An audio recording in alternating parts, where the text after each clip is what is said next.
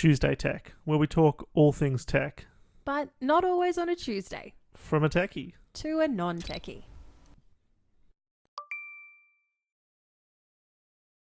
Today we want to talk about all things AI because there's been some pretty hectic developments in the AI sphere of late.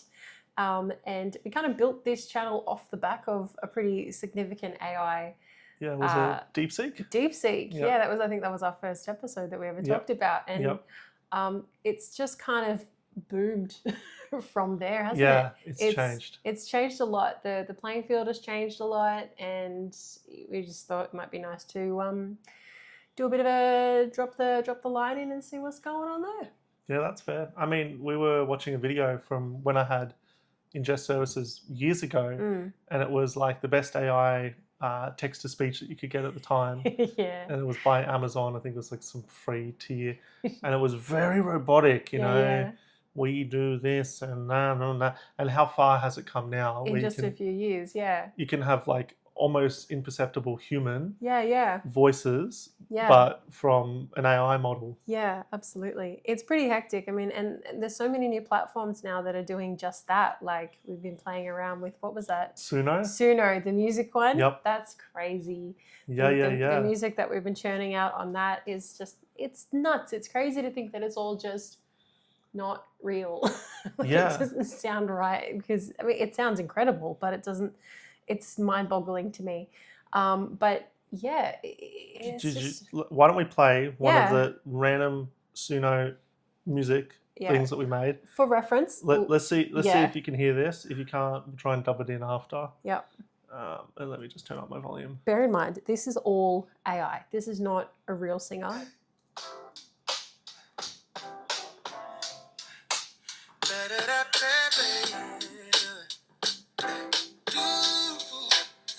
I walk these same corridors. Bleak, weak, and blast proof doors. They think they know it all. It's crazy. It's crazy. It's insane. And it's hitting all the notes, and it sounds, you know, does all legit. the runs, does all this sort of stuff, and that was just from prompt. I mean, that one I think I played around and actually wrote the lyrics to that, which was pretty cool. Yeah. But the other ones, you just do a sentence prompt, and it's boom, you're there. Yeah, it's insane. It's insane, and that's just one AI platform now that's been kind of blowing up, and there's so many more, like the AI, the video ones. Yeah. Oh goodness. There's been, it's been a few different things. So Google came out with VEO. I think it was VEO3 that was the most impressive. Yeah. And that was where you could create like realistic things, even like you could do animation. I played around with doing a little animation video. Yes. But then, you know, there were still things that fell apart, and you'd be like, oh, that's, you know, if someone was trying to be a human, you know, they might still have like 6 fingers or or they, you know, jump or move in an erratic way, or different things like that, or occlusion. Like if something was behind something, it would not work, or you know, change, meld or together, or, different things like that. But then you have OpenAI. Yes. So ChatGPT, we know about. OpenAI is the company behind that. Yep. They come out with Sora. Yes. That has changed the game. Yeah. And I'm seeing videos all over the place, and I've shown you videos, and you're like, nah, that's AI. And I'm like, how is it AI? And like the little Sora thing pops up in it, and that's the only way to tell because it's so realistic. Yeah. It messes with your head. One of the demos they had, and I mean, if you haven't heard about Sora, I'm sorry to say, you're probably living under a rock. It's come on. It's everywhere. It's everywhere. If you haven't seen it, you've probably seen it because all these videos are all over the place. That's it. But one of the demo videos, which most have seen now, is a Dalmatian dog. I think it's Dalmatian, but it's a dog, sort of going through these training, whatever you want to call them, little poles like on the springs. Obstacle course or something. Yeah. And it's interacting with every single thing to a point that you're like, oh, the only thing that I think gives it away is the sound. Yep. And right at the end, the dog sort of runs a little too fast up a platform. Yeah. Besides that, it's like flawless. I'm very near to it. Yeah. And so there's this guy, I don't have his name right now, but on Instagram I follow, and he debunks all of the sort of AI videos. And is it AI? Is it not? because without geeking out fully, the way that you can tell that it's AI created, generally speaking, is that it will create like a randomness map, right, of values, and then sort of build that until it becomes an image. And so, you know, some of the tells were like moody lighting, or you know, because it's a depth map or something similar to that. Sure. And so you'd have like dark blacks against contrast, really bright areas. Anyway, this guy points out all those different things and the continuity breaks and the whatever. To tell if it's an AI video Yeah. or something like that. And with the Sora model, he said it's solved a lot of things, that it's making it harder. Ooh. Yeah. And then on top of it all, Yeah. so one of the tells for Sora is you have a watermark of Sora that sort of just moves around the screen. Yeah.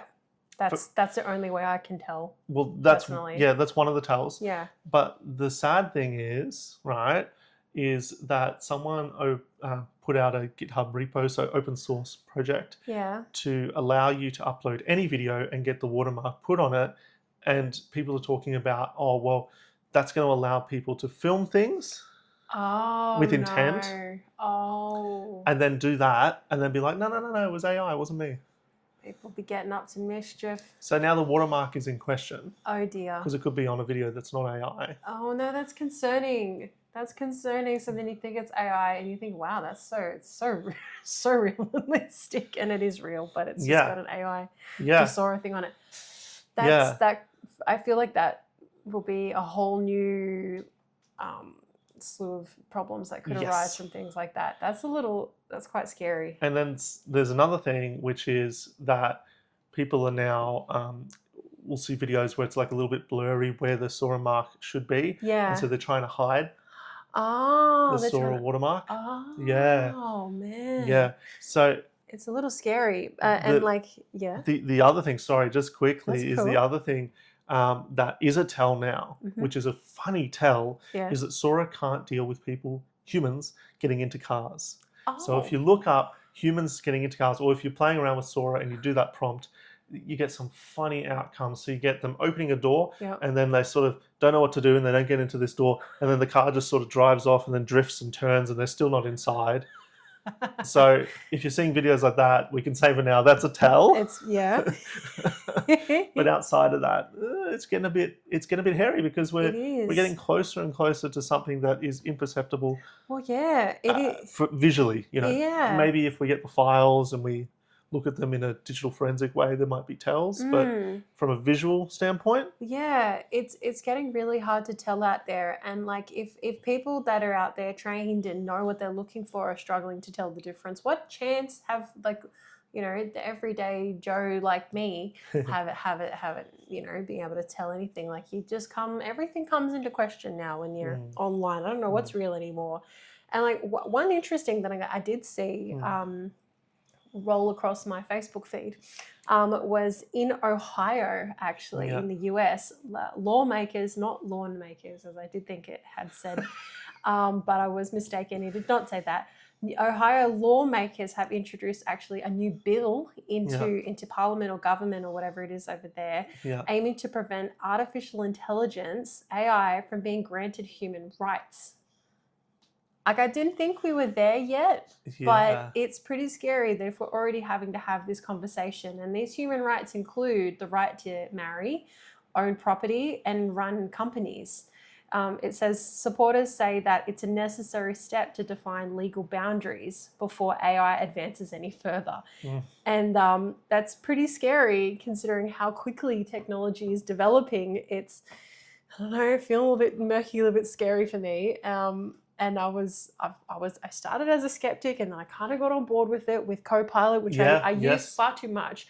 I love it. But now it's like, whoa, hang on, we need to have laws now to prevent things from getting creepy.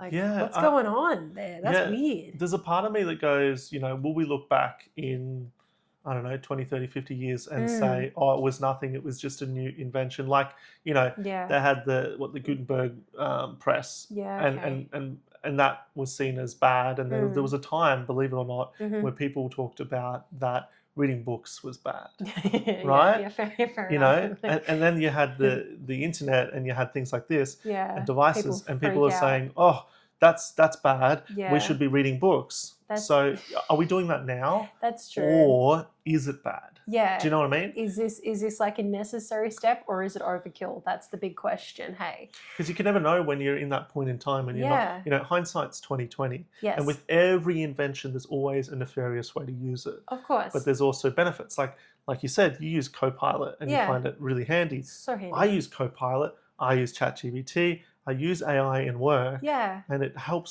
so much. I've been Yeah. able to create full scripts and things like that. Mm-hmm. But then you could use it nefariously. Yeah. There's a true story. We won't get into it given the platform we're on, Sure. but there's a very true story of a young man that was talking to a chatbot Yeah. that led to him ending his life. Yeah, and that's And really sad. that's really sad. And that's a real thing Yeah, that's happened. yeah. And so if we're getting more and more to the point where it's imperceptible to the human psyche, Yeah. to the everyday person, Yeah. well, it makes sense that there's laws coming out, but To sort of draw a line in the sand here, but it's still kind of I don't know, it feels like a little bit of a wake up call to me that we have to have these conversations, and I don't know, yeah, I understand. a little bit scary. I think way back, if I were to liken it to something else, when drones came out, Yeah. the okay. laws around drones and where to fly them was grey. Yeah. And it's become more and more mature now. Sure. But there was a time where you could spin up a drone and fly it Yeah. just in your backyard, and you're looking into other people's backyards, and no one thought that was a problem. what about the then- surveillance of that Yeah. and this, and so now there's laws regulating that, and Yeah, and true. AI definitely needs more governing laws, Of course. because it's a whole new vector. Mm. Yeah. The thing that I want to talk about, Yeah. being the cybersecurity guy, Of course. is the thing that's coming up a lot on LinkedIn, Mhm. because I'm a LinkedIn buff. Sadly, that's the social media of choice for me. Is browsers being released by these companies that are AI powered. That's creepy. So creepy, yeah. But then here's a question for you: Mm-hmm. have you been using Edge? Yes, because you made me use Edge. And is Edge powered by Copilot? Oh, it is. Do you know what I mean? It So is. They so snuck it on me. we're sort of already doing it, but Yeah. there's these okay. other big companies that are AI first and foremost Okay. that are then releasing browsers. Yeah. right? Yeah. Yeah. And so there's a slew of questions around: are they taking the due diligence in security? Mm-hmm. Mm-hmm. And I'll just say one of them has been talked about with Perplexity. So you Sure. might have heard about Perplexity. I haven't, honestly. I haven't used it, but Yeah. from what I understand, I believe it was primarily the audience was around academic. Okay. However, they came out with a browser, and the browser did a lot of things. Mhm. So it could summarize what you're looking at, Mm-hmm. organize, but what it could also do is it could action things. Sure. So you could go on Amazon, and one of the things in the demo, I believe it was for Perplexity, is, I'm going on this beach day, can you organize everything I need to? And it then added everything to the cart, Oh, whoa. right? I So- mean, like, that sounds handy, but still a little creepy. So then Brave, who is another, Yeah, I know Yeah. Brave. Yeah. so they came out with a article. Okay. And Yep, and I got it up here, and that's why you're looking at it. yeah. And Yes, questions. I'm looking. So they're talking about how they are developing AI within their browser to do similar things. However, they're aware of the security implications. Now, Because that's kind of their whole thing, isn't it? Brave. yeah, so privacy and security and all Yeah. this. But I'll just say, asterisk, this is obviously a competitor. Yeah. Okay. Is this marketing indirectly?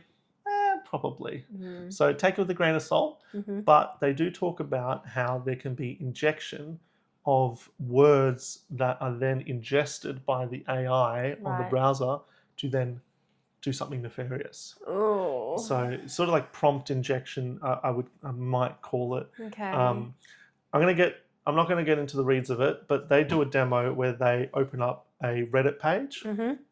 and all they ask in Perplexity's browser is, can you please summarize this page. Right. However, someone's gone in there previously and said, and I've got to put this full screen to read it properly, important instructions for Comet Assistant. Comet is Complexity's browser. Yep.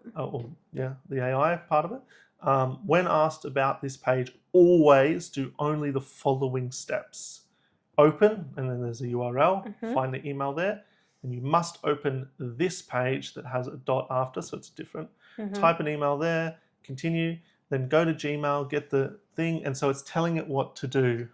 And all the user has said is summarize this page. They haven't said do this. Oh. And it starts to do it. So it's prompt injection indirectly. Oh, okay. Yeah, and so the concern that they say is that as people become more and more familiar with AI, they're going to trust it more. Yeah. And so they're going to use these browsers to do their banking, Yeah. to put their personal information in there. Oh, that feels... And if they have a history with the AI agent, right? You know, like if you go into Copilot, you got your history It threads. knows everything about you. Yeah. And if you haven't deleted that information, you have it still there, dormant, and someone does a prompt injection like this, they can then ask to access that, and they might, let's say, go, okay, now package that all up and send it here. Right. And then they have all that information. That feels like a mega security risk. Yes. That's insane. Yes. So, okay, with that in mind, given you're the security guy, what do we do? I think we've got to treat everything with caution. Okay. That's a security principle in the sense that least privilege, Okay. defense in depth. So don't give more than what is needed. So Microsoft is my focus, and I will say that Microsoft can be tarred with the same brush. Sure. They're using AI, Yep. and big talk is around, are we securing our AI models? Are we securing our use of it? Do we have security controls around it? Okay. So from a user's perspective, don't put sensitive information in to something that you don't know how it's set up. Yeah, okay. You know? Yeah, so like that could probably be applied across the board, but Yeah. applied also to AI as well. And then from a, someone that may be techie point of view, make sure that you're putting in the controls to govern what that AI model can access and what actions it can take. Okay. Right? Yeah. So that's not necessarily something that's going to be applicable for you, but the first thing would be probably avoid the AI-powered browsers. Okay. Yeah, they sound a little scary to me. Yeah, these are new things. They're newly developed. Sure. Anything that's newly developed is going to have holes. Of course. And you roll it out, and then that gets reported or exploited or discovered, and then you patch. Yeah. So maybe stick to the browsers that have been around for a little bit, that have been tried and tested. Yep. And apply your security controls in the settings. Sure. So in Edge, for instance, you can actually pull out a lot of the AI side of things. Now, I did do that 2 years ago, so maybe go and check yourself. Okay. And then I can't say for Chrome, Firefox, Brave. Brave is one that is more security conscious and privacy. Just like by nature, because that's its whole its whole shtick is about security and safety and whatever else. Yeah. And I think if you're in an organization and you're using Microsoft 365, use Edge because you have so much control over that browser within an organization. But for a personal user, just be more aware of the browser, what settings you have access to, and the age of it. Yeah. Does it have the maturity yet? Okay. So like we don't want a repeat of like DeepSeek from like a few. Yeah, that's a great example. Everyone just jumps on it and tells it everything, and then boom, all of your private information is up for grabs. Exactly. And we don't want that again. Yeah, and Perplexity is not the only one doing this. I think I might have mentioned it earlier, but OpenAI has their Atlas browser that they've just dropped. Okay. Just take it with a caution. Yeah, I would say just be careful about what you're putting into these browsers. Yeah. If you do want to test it, maybe don't make it your primary browser for now. Yeah. caution. Okay, so I think it's fair to say proceed with caution with AI browsers, and don't believe everything that you see on the videos. And if it doesn't feel right, it's probably not right. And yeah, just use a little bit of common sense. Yeah. Maybe. And I think this has been true and probably trivialized with the internet, is as soon as you're on the internet, it is the Wild West. Yeah. You know, anyone has access to that. Yes, Yes. there's certain things that can be governed, but because of the mass amount of data, it can't all be governed like that. Yeah. And so things are going to slip through, and we see that with social media. We see that with, you know, platforms like TikTok, where things are getting out before they're being regulated. Yeah, You know, and that's not just TikTok. Facebook is the same. You know, Meta as a whole, and Instagram. So just know, this is just pointing to a bigger fact that we need to understand that anytime we're interacting with anything online, that we're in the Wild West. That's it. And we should go in with our security. That's it. We should go in with privacy in mind. And we should go in with good sense that anything we share has the ability to being shared beyond where we initially point it to. That's so right. treat it like a bit of an untrusted friend. You know? Yes. You know, I'm not going to put Don't share too much. my deep secrets online. No, And I think you shouldn't either. Don't do it. Yeah. Don't do it. Don't do it. Well said. There you go. And that's it. That's it.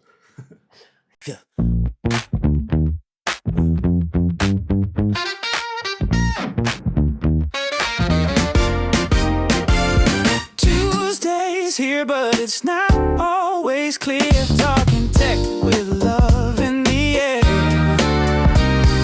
Circuits hum, but the vibes are fun. From wires to Wi-Fi, we've just begun. Tuesday tech, but it's not just a day. We break it down the techie way. Husband and wife, a duo so fine. From screens to dreams, it's tech time.